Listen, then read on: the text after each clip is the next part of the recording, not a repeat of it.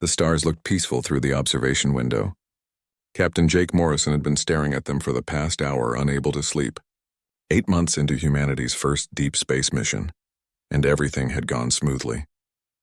Too smoothly, perhaps. The Earth defense ship Vigilant was not a warship. It carried 200 scientists, engineers, and explorers. Their mission was simple: travel beyond known space, look for habitable worlds, and maybe find proof that humanity was not alone in the universe. Jake walked through the quiet corridors toward the bridge. Most of the crew was asleep. The night shift consisted of only 12 people monitoring systems that barely needed monitoring. Space was empty out here, far from Earth, far from anything. Lieutenant Sophie Blake sat at the communications station, reviewing old messages from home. She looked up when Jake entered. "Can't sleep either, Captain?" "Something feels off," Jake said, settling into his chair. "Run a long-range scan. Full spectrum."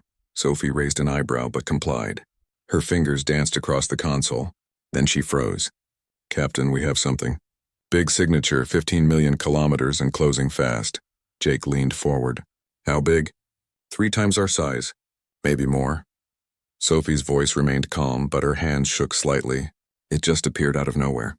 Some kind of faster-than-light drive. The bridge came alive as more crew members arrived.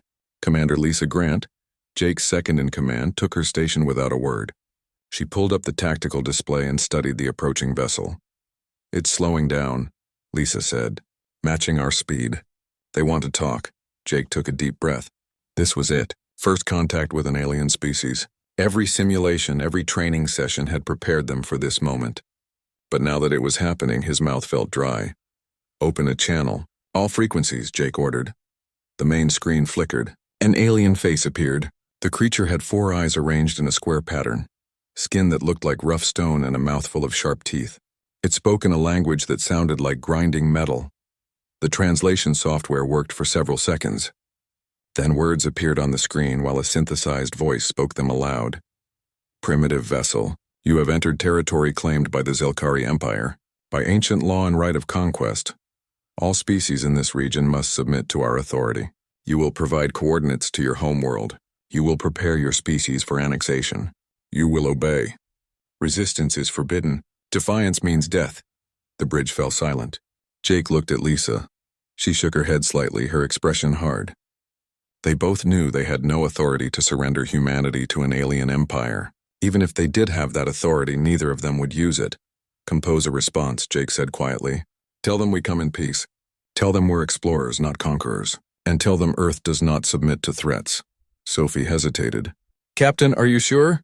"Send it," the message transmitted. For 30 seconds, nothing happened. Then the Zelkari ship's weapons powered up. The Vigilant sensors screamed warnings. "Shields up. Evasive maneuvers." Jake shouted, but it was too late. The first blast hit them like the hammer of an angry god. The ship shuddered. Lights flickered. The shield display showed red across every section. "Shields at 20%, someone called out. "One more hit and we're done." "Return fire," Jake ordered, knowing it was pointless. The Vigilant's small defensive railguns fired. The projectiles bounced off the alien ship's armor like pebbles off a tank. The Zelkari vessel didn't even slow down. The second blast tore through the Vigilant's midsection. Alarms screamed. Hull breach warnings flashed on every screen. Emergency bulkheads slammed shut, sealing off entire sections of the ship. 73 crew members were in those sections. They died instantly when their compartments vented into space. Jake gripped his chair as the ship spun out of control. "Engineering, I need engines." "Engineering doesn't respond," Lisa said, her voice tight. "The entire aft section is gone." Through the viewport, Jake could see debris floating in space. Parts of his ship. Parts of his crew. He felt rage building in his chest, cold and hard. "Launch the escape pods," he said. "All non-essential personnel abandon ship. Head for the nearest star system. Lisa, coordinate the evacuation." "What about you?" Lisa asked. "I'm staying. Someone needs to buy time for the pods to get clear." Jake looked at her. "That's an order, Commander." Lisa's jaw clenched, but she nodded. "Yes, sir." The crew moved with practiced efficiency despite the chaos. Escape pods began launching, small dots of light scattering into the darkness. The Zelkari ship tracked them but didn't fire. Apparently, they didn't consider fleeing humans a threat. Sophie remained at her station. Captain, I can boost the communication system. Send a warning beacon back to Earth. Do it, Jake said. Tell them everything. The Zelkari, their demands, what happened here. Tell them to be ready. Sophie's fingers flew across the console. Beacon configured. It'll reach Earth in 7 months. She paused. I'm staying too, sir. Sophie, get to a pod. With respect, Captain, no. She smiled sadly. Someone needs to make sure that beacon stays active as long as possible. Besides, they killed my friends. I'm not running. Jake wanted to argue, but there was no time. The Zelkari ship was moving into position for another shot. He could see its weapons charging energy building like a small sun. All remaining crew, this is the captain. It's been an honor serving with you. Jake's voice was steady. Let's show these aliens what humans do when you threaten us. The Vigilant's remaining weapons fired everything they had. Railgun slugs, missiles, even the maneuvering thrusters added to the desperate barrage. Most of it missed or bounced harmlessly off the alien ship's shields, but one missile got through. It struck the Zelkari vessel's sensor array, causing minor damage. Not enough to hurt them, but enough to make them pause. Jake laughed. It was a bitter, angry sound. We hit them. By God, we actually hit them. The Zelkari response was immediate and overwhelming. 3 plasma bolts struck the Vigilant simultaneously. The ship's reactor containment failed. Emergency systems screamed their final warnings. Beacon is away, Sophie reported, even as her console exploded in sparks. Earth will know. They'll be ready. Jake gripped the arms of his chair as the ship began to break apart around him. Through the failing view screen, he could see the last of the escape pods jumping to faster-than-light speed, vanishing into the distance. They had escaped. They would reach safety. They would warn Earth. The Vigilance bridge filled with fire and light. Jake Morrison's last thought was a simple one. Humanity would remember this day, and the Zelkari would regret it. The explosion was visible for several light minutes in every direction. When it faded, nothing remained of the Vigilant except scattered debris and a single beacon, broadcasting its message toward a distant blue planet. The Zelkari commander watched the destruction with satisfaction. Another primitive species had learned their place. In a few years, his empire would visit their homeworld and add them to the long list of conquered civilizations. He didn't know he had just made the worst mistake in Zelkari history. He didn't know that humans were different from every other species his empire had encountered. He didn't know that humanity's first response to aggression wasn't fear or submission. It was rage. And in 7 months, Earth would receive that warning beacon. The message would be clear. Aliens existed, they were hostile, and they were coming. Humanity would have to decide how to respond. But for Jake Morrison and the 127 crew members who died that day, the decision had already been made. Earth would fight. The beacon arrived on a Tuesday morning. Admiral Henry Cross was drinking his 3rd cup of coffee when the alert came through. At first, he thought it was a drill. Earth Space Command ran drills every week, keeping everyone sharp for emergencies that never came. Then he read the message. Then he read it again. Then he stopped drinking coffee and started making calls. 6 hours later, every important person on Earth sat in a secure conference room in Geneva. Presidents, prime ministers, military commanders, scientists. The room was crowded and tense. Everyone had read the message. Everyone knew what it meant. Admiral Cross stood at the front of the room. He was 60 years old with gray hair and tired eyes. He had spent 40 years in the military, most of it preparing for threats that never materialized. Now finally there was a real threat, and it was worse than anything they had imagined. The Vigilant is gone, Cross said simply. 127 people dead. They were killed by an alien race called the Zelkari. These aliens demanded our immediate surrender.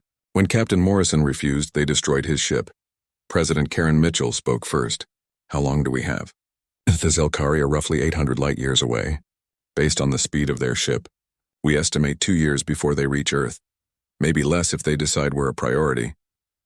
2 years to prepare for an alien invasion. Someone laughed, but it was a hollow sound. That's not enough time. Then we make it enough, Cross replied. How? Another voice asked. We have no weapons that can fight ships like that. We have no fleet. We barely have a space program. Cross pulled up a holographic display. Schematics filled the air, showing ship designs and weapon systems. We have theories. We have prototypes. We have ideas that were too dangerous or too expensive to build. Things we designed for wars that never happened. Dr. Amanda Price stepped forward. She was small, barely 5 feet tall, but she ran the Advanced Weapons Division. Everyone in the room knew her reputation. She didn't build weapons for defense. She built weapons to destroy enemies completely. "We can build a fleet," Amanda said. "Not a pretty fleet, not an elegant fleet, but a fleet that can kill." She expanded one of the schematics. It showed a railgun the size of a building. Kinetic weapons. Simple physics. Accelerate a tungsten rod to 0.9 light speed and let momentum do the work. No explosions, no fancy technology. Just mass times velocity. Another schematic appeared. Nuclear-pumped plasma torpedoes. We've had the designs for decades but never built them because, well, who were we going to use them on? Now we know. "How many ships can we build in 2 years?" President Mitchell asked. "Depends on how much you're willing to sacrifice," Amanda replied. "If we convert every factory, every shipyard, every industrial center on the planet to military production, we could build 300 ships. Maybe more." The room erupted in argument. 300 ships meant no new cars, no new phones, no consumer goods at all. It meant rationing, shortages, hardship. It meant asking 7 billion people to sacrifice their comfortable lives for a threat most of them didn't believe in yet. Cross let them argue for 5 minutes. Then he held up his hand for silence. "We have a choice. We can build colony ships and run, scatter humanity across the stars and hope the Zelkari never find us. Or we can stand and fight." "Fight with what?" someone demanded. "They destroyed our best ship in seconds." "They destroyed a science vessel," Cross corrected. "A ship built for exploration, not combat. They've never fought humans who were actually trying to kill them." Paul Henderson from Military Intelligence stood up. He was young for his position, only 35, but he had a mind like a computer. "The Zelkari have conquered 47 species. They've been doing this for 3,000 years. They have a doctrine, a pattern. They show up, demand surrender, and when refused, they demonstrate overwhelming force. It works because most species are peaceful. Most species value survival over pride. And humans?" Mitchell asked. Paul smiled. It wasn't a pleasant smile. "Humans have been fighting each other for 10,000 years. We know war. We understand violence. We're good at it, maybe the best in the galaxy." The vote was unanimous. Earth would fight. The next 2 years transformed the planet. Every news channel showed the same images. Factories working 24 hours a day, asteroid miners bringing in raw materials, construction crews building ships in orbit around Earth and Mars and Luna. Lieutenant Sophie Blake stood in a hospital on Earth, looking at her reflection. Burns covered 30% of her body, souvenirs from the Vigilance destruction. The doctor said she was lucky to be alive. She didn't feel lucky. She felt angry. "Lieutenant Blake?" A recruitment officer stood at her door. "You're cleared for active duty. If you want it." "When do I ship out?" Sophie asked. "You don't have to go back," the officer said gently. "You've done your part. No one would blame you for staying on Earth." Sophie looked at him like he was crazy. "Those aliens killed my captain. They killed my friends. You think I'm going to sit on Earth while someone else gets revenge? Sign me up." The officer smiled and handed her a tablet. "Welcome back to service, Lieutenant. You'll be training new crews on the combat simulators." Sophie spent the next year teaching rookies how to fight in space. She taught them about the Zelkari, about their weapons, about their tactics. She taught them that space combat was brutal and fast and there was no room for hesitation. But mostly she taught them to be angry, to remember the Vigilant, to remember that the Zelkari thought humans would surrender, to prove them wrong. Around Earth, the fleet grew. The ships were ugly, all sharp angles and exposed weapons. They didn't have fancy names or elegant designs. They were tools for killing, nothing more. The first ship off the line was the EDS Retribution. Admiral Cross chose the name personally. It would be his flagship, the largest warship humanity had ever built. It carried enough missiles to destroy a continent and enough armor to survive a nuclear blast. When Cross first stepped onto the Retribution's bridge, he felt a mix of pride and sadness. Humanity had built something magnificent and terrible, a weapon that existed only because someone had threatened Earth. He hoped it would be enough. Commander Lisa Grant, who had escaped the Vigilant in an escape pod, became Cross's second-in-command.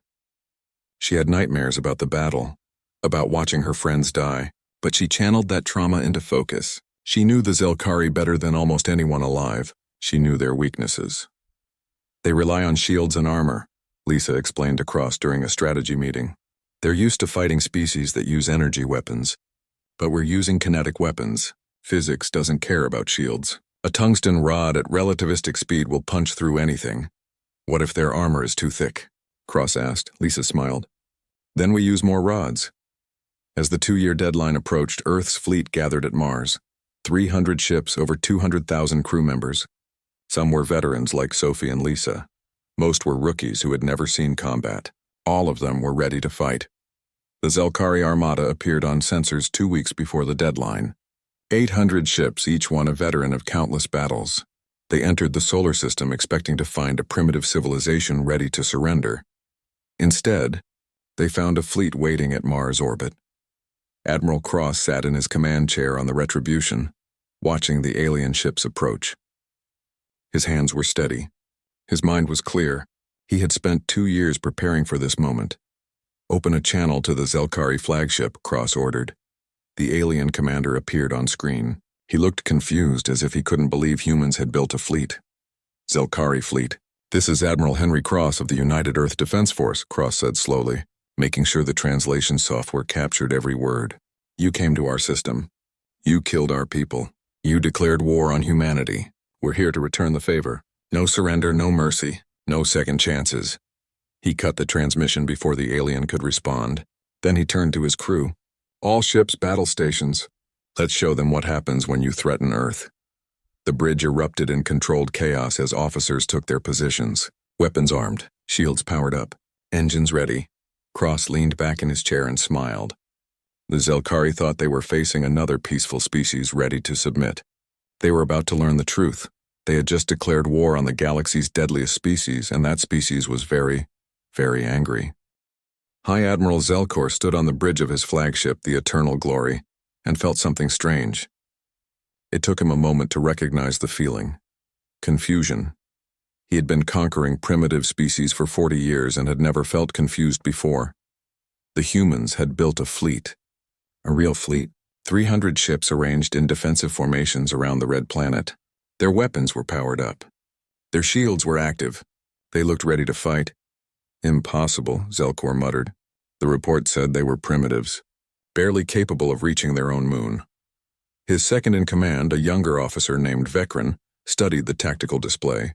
The intelligence was 2 years old, Admiral.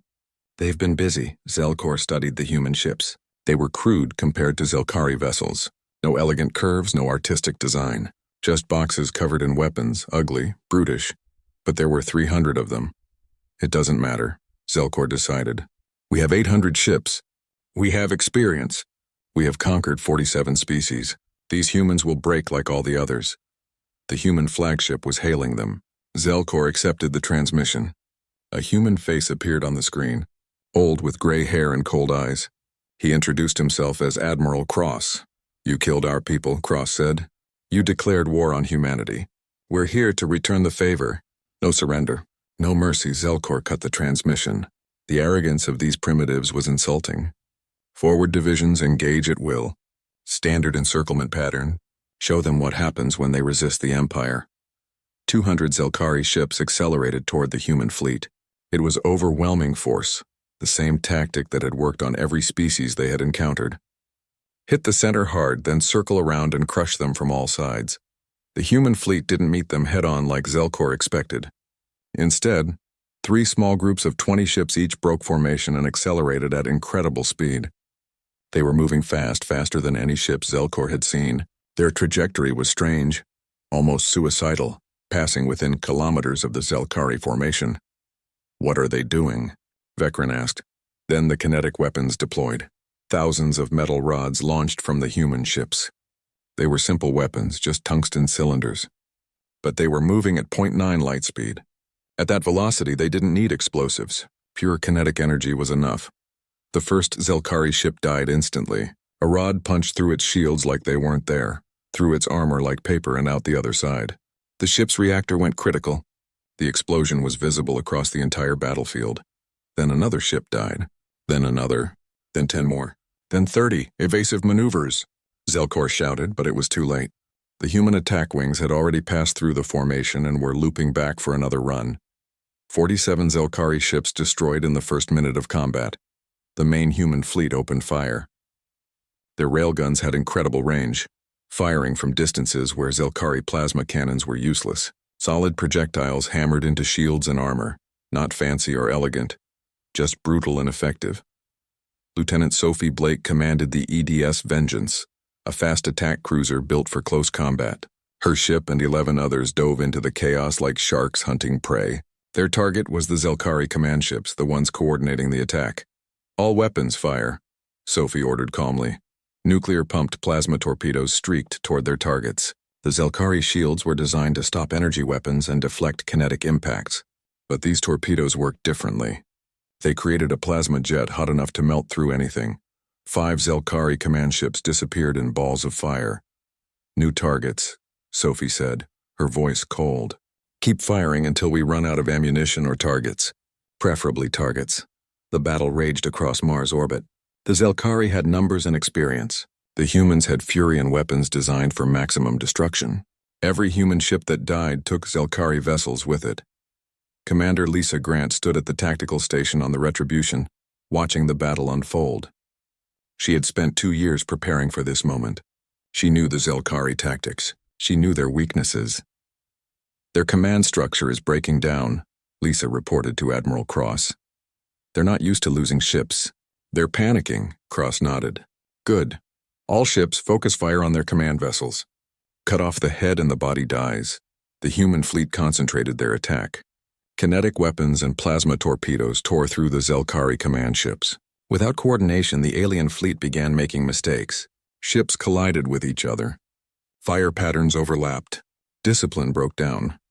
Captain Dan Cooper commanded the EDS Defiant, a heavy cruiser armed with experimental railguns. His ship had taken heavy damage, losing shields and half his weapons. But his engine still worked, and his main gun was operational. "Sir, we've lost structural integrity," his engineer reported. "Hull breaches on 4 decks. We need to abandon ship." Dan looked at his tactical screen. A Zelkari dreadnought was moving into position to fire on a damaged human carrier. The carrier held 3,000 crew members and couldn't move fast enough to escape. "Negative," Dan said. "Helm set collision course with that dreadnought." "Engineering. Overload the reactor. Set it to explode on impact." His crew stared at him. "Sir, that's a suicide run." "I know," Dan replied. "But that carrier has 3,000 people. We have 200. The math is simple. Now move." The Defiant accelerated directly at the Zelkari dreadnought. The alien ship fired, but Dan's helmsman dodged with desperate skill. They got close. Very close. Close enough to see the alien ship's hull plating. Then the Defiant's reactor detonated. The explosion tore through both ships. The dreadnought broke in half. 3 nearby Zelkari escorts were caught in the blast and destroyed. The carrier Dan had saved limped away to safety. 200 human crew members traded their lives for 3,000. On Earth, they would be remembered as heroes. In space, they were just another casualty in a war that was far from over. High Admiral Zelkor watched his fleet die and couldn't understand what was happening. The humans fought like they were insane. They accepted casualties that would make any rational species surrender. They employed tactics that no military academy would teach because they were too costly. "Sir, we've lost over half our fleet," Vekrin reported, his voice shaking. 300 ships destroyed. Another 100 damaged beyond combat capability. "We need to withdraw." "We outnumber them," Zelkor protested. "We have superior technology." "With respect, Admiral, we're losing. The humans don't fight like any species we've encountered. They trade ships for tactical advantage. They sacrifice themselves to protect others. They're winning because they're willing to die to make us lose." Zelkor stared at the tactical display. Vekrin was right. The Zelkari doctrine assumed enemies would value their own survival.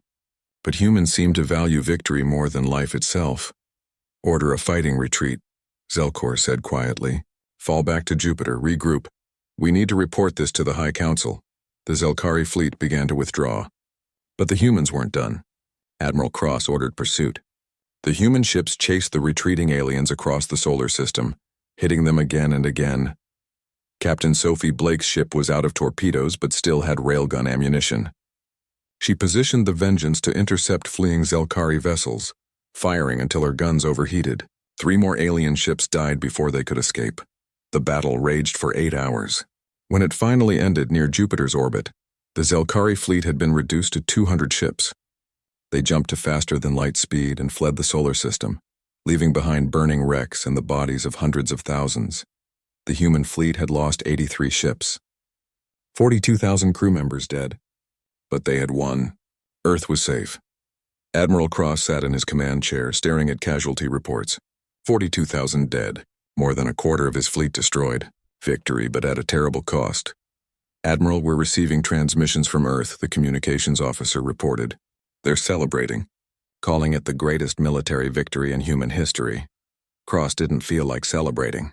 He felt tired. Tell Earth we won. Tell them the Zelkari are retreating. And tell them to build more ships. This isn't over.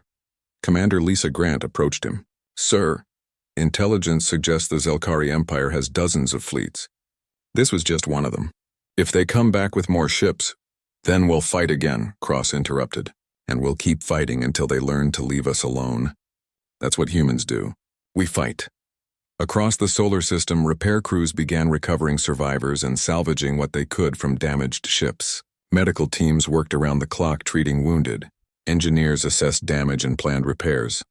And in the debris field around Mars, among the wreckage of human and alien ships, floated the bodies of 42,000 humans who had given everything to protect their home.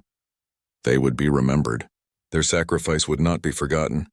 And the Zelkari Empire would learn an important lesson. Humanity was not a peaceful species ready to submit. They were warriors. And they were just getting started. Earth celebrated for exactly 1 day. Parades filled the streets. People danced and sang about the victory at Mars. Humanity had faced an alien empire and won. The future looked bright. Then Admiral Cross called an emergency meeting of the Global Defense Council. The celebration ended quickly. The Zelkari Empire controls 40 core worlds and over 300 colony systems, Cross explained, showing a star map that made several council members go pale. We destroyed one fleet, one. They can field 20 more, maybe 30. We didn't win the war. We won one battle. President Karen Mitchell looked at the map for a long moment. So what do we do? Build more ships and wait for them to come back? No, Cross said firmly. We take the war to them. The room erupted in argument.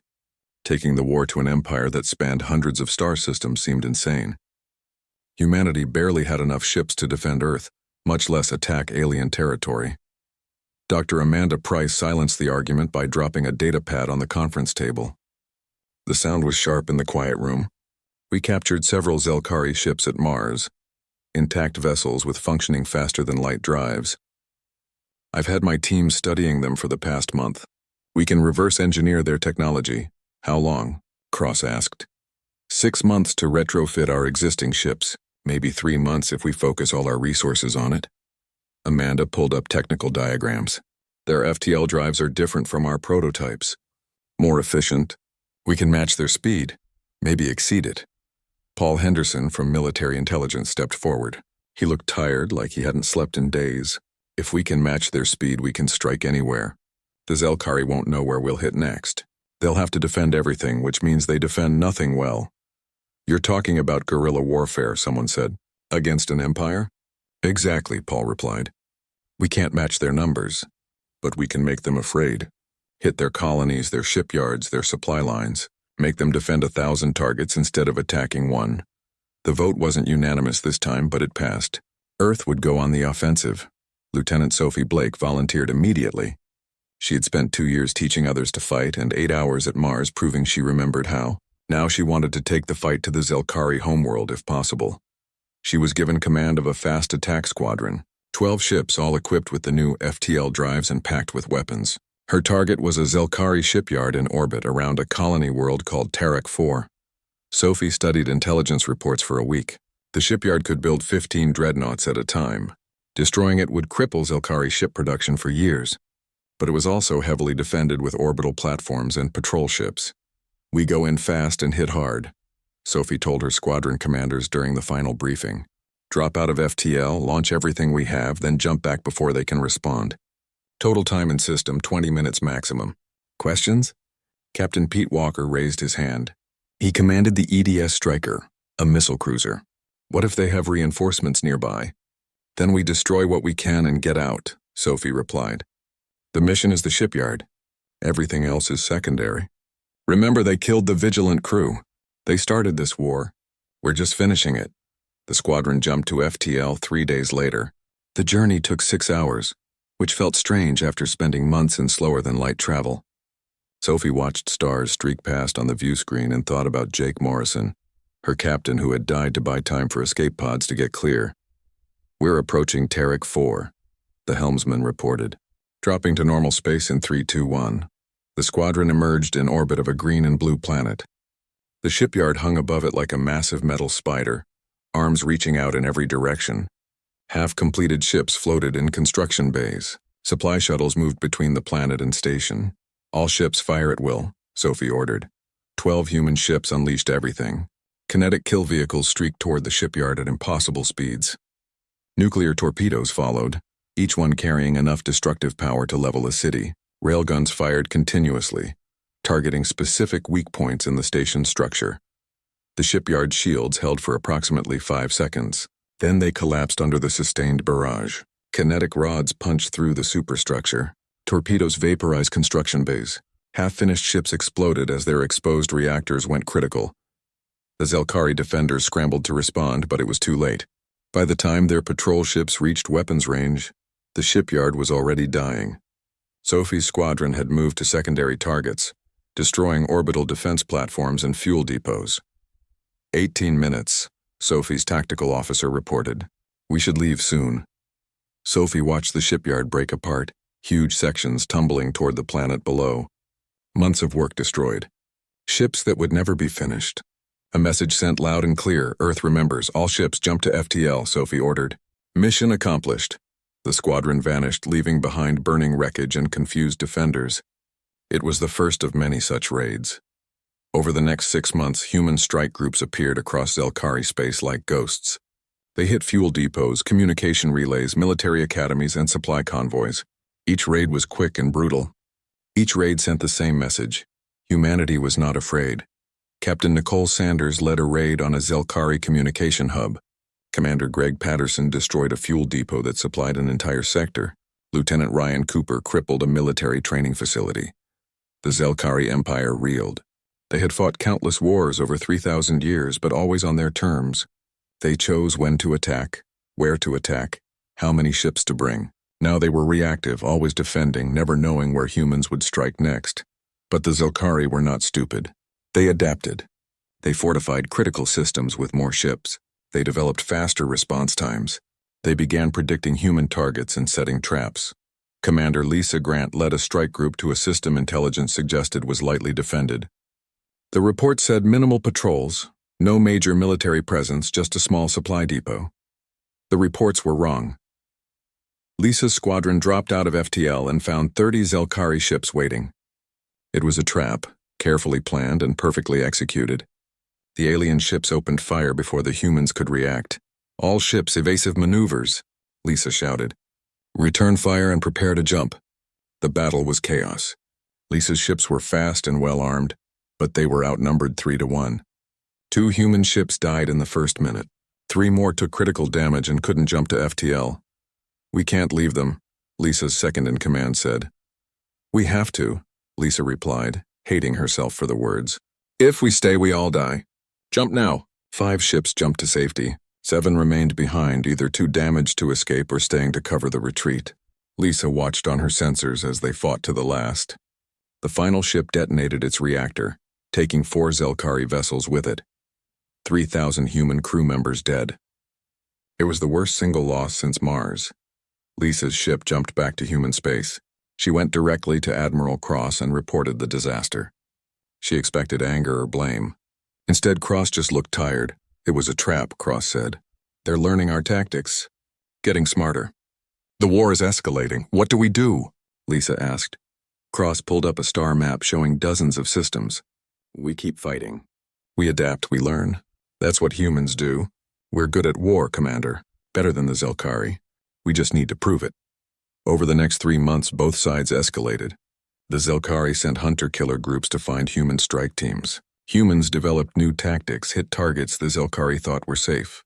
The casualty count climbed on both sides.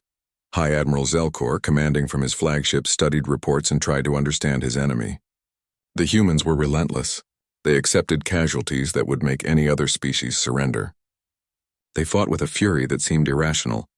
They care about each other, his intelligence officer reported. When we destroy their ships, they risk everything to rescue survivors. When we attack their targets, they respond with overwhelming force. It's their greatest strength and their greatest weakness. Zelkor understood. The humans could be beaten, but not through conventional warfare. He needed to make them choose between mission success and protecting their people, force them to sacrifice one or the other. He began planning a new strategy, something that would end this war once and for all. He would attack Earth itself, but not when they expected. He would wait until their fleet was far away, committed to another battle. Then he would strike at their home while they were powerless to defend it. It was cruel. It was ruthless. It was exactly what was needed to defeat these impossible humans. Zelkor smiled as he issued orders to assemble 3 armadas, 900 ships total, more than enough to overwhelm Earth's remaining defenses. He would wait for the right moment, then crush humanity's home world and break their spirit forever. He didn't know that humans had a saying: if you want to make them really angry, threaten their home. The Zelkari were about to learn why that was bad advice. The trap was perfect. High Admiral Zelkor had spent 3 months planning it, considering every detail. He leaked information about a major shipyard at Proxima Therax, made it look critical to Zelkari operations.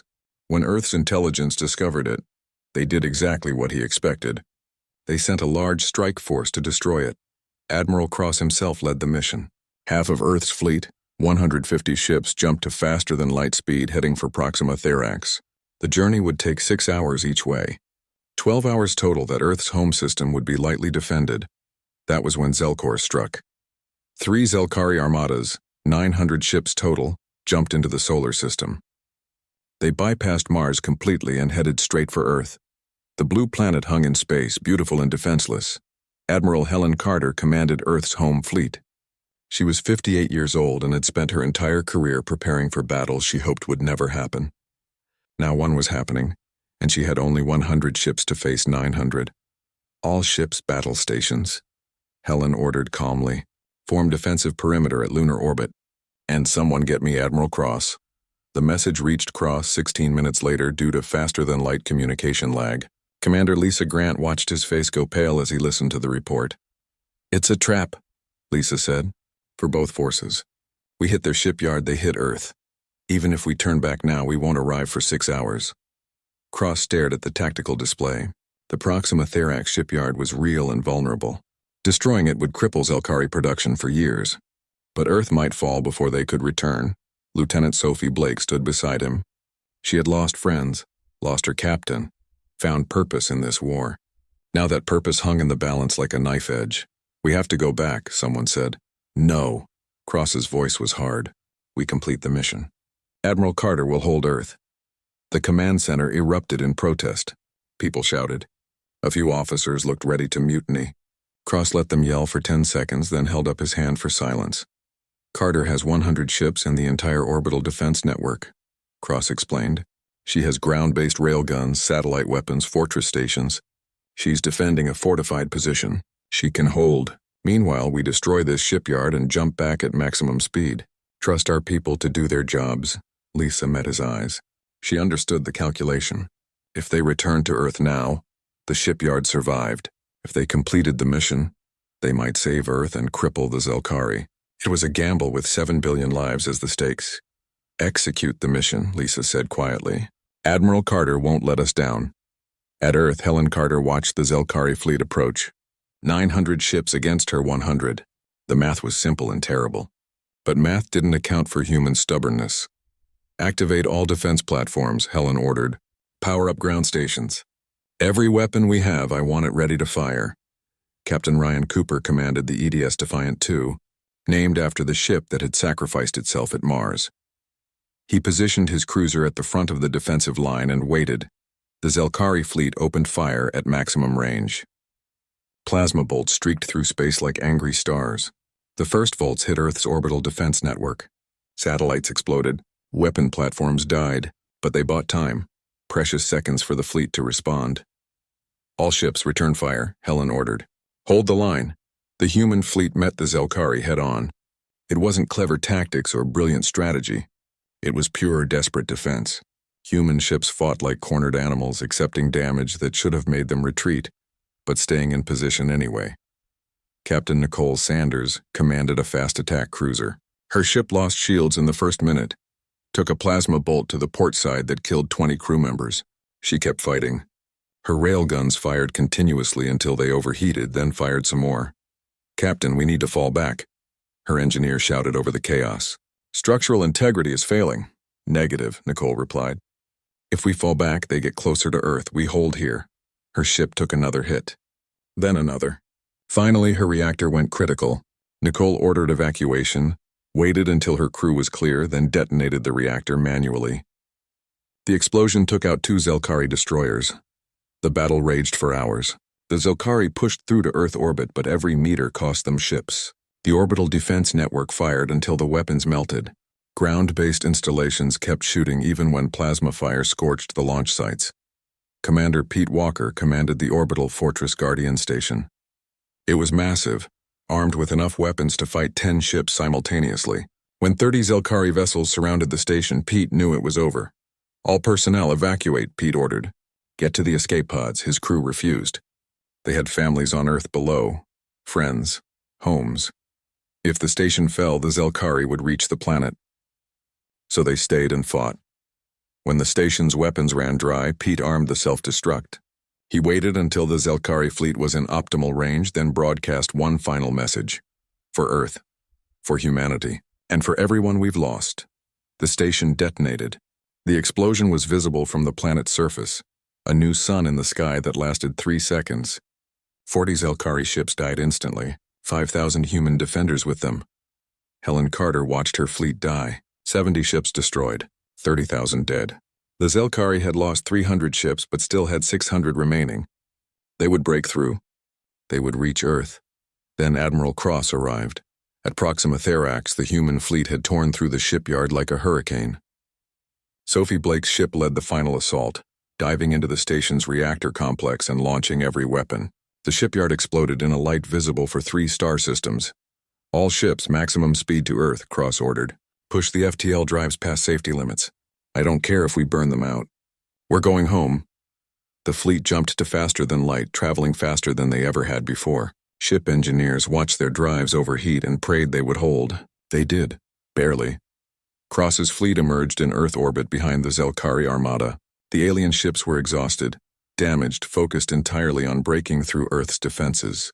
They didn't expect an attack from behind. "All ships fire," Cross ordered simply. 150 fresh human ships hit the Zelkari fleet from behind. Kinetic weapons tore through damaged shields. Torpedoes found weakened armor. The Zelkari formation broke apart in confusion. High Admiral Zelkor, commanding from the Eternal Glory, watched his perfect plan fall apart. The humans at Earth hadn't broken. They had fought with a ferocity that defied logic. Now Cross had returned and the Zelkari were caught between 2 forces. "Retreat," Zelkor ordered. Full withdrawal to Zelkari space, but Cross wasn't letting them go. "All ships pursuit course. We're ending this today." The human fleet chased the Zelkari across 3 star systems. Admiral Carter's battered ships joined the pursuit, their crews exhausted but unwilling to stop. Every Zelkari ship that fell behind was destroyed. No mercy. No quarter. By the time Zelkor reached the border of Zelkari space, he had 143 ships left from his original 900. Over 50,000 Zelkari dead. It was the worst military disaster in their empire's 3,000-year history. Cross stopped his fleet at the border. He could pursue into Zelkari territory, but that would mean leaving Earth vulnerable again. Instead, he opened a transmission to the Zelkari homeworld. "This is Admiral Henry Cross of Earth," he said, his voice tired but firm. "You started this war. You killed our people. We're ending it. You have one choice, peace, or we bring this war to every world you control. We'll burn your shipyards. We'll destroy your fleets. We'll keep fighting until there's nothing left of your empire. Choose now." The Zelkari High Council debated for 6 hours. Some wanted to continue the war to crush these upstart humans. Others pointed out the casualties, the lost ships, the shattered fleets. Humanity had proven they could fight. More importantly, They had proven they would never stop fighting. The Council voted for peace. The terms were simple. The Zelkari would leave human space alone forever. In exchange, humanity wouldn't reduce their empire to radioactive ash. Both sides signed the treaty 3 weeks later. The war was over. Admiral Cross stood at a memorial on Luna looking at names carved into black stone. Captain Jake Morrison, Commander Nicole Sanders, Captain Pete Walker, Commander Dan Cooper, thousands more. Over 200,000 humans dead in a war that lasted 3 years. Lieutenant Sophie Blake stood beside him, now promoted to commander. She had survived every battle, carried scars from a dozen wounds. Was it worth it? She asked quietly. Cross thought about the question. Humanity had proven itself to the galaxy. They had shown that humans would fight for each other, die for each other, and never surrender. But the cost had been terrible. Ask me in 100 years, Cross replied, when the Zelkari are still afraid to come near us. When every species knows that threatening Earth is suicide, when our children can explore the stars without fear, then maybe we'll know if it was worth it. Sophie nodded. They stood in silence, 2 survivors among millions honoring the dead and mourning the price of victory. Across the galaxy, other species had watched the war with growing disbelief. A young species barely capable of reaching the stars had defeated the Zelkari Empire. The implications were staggering.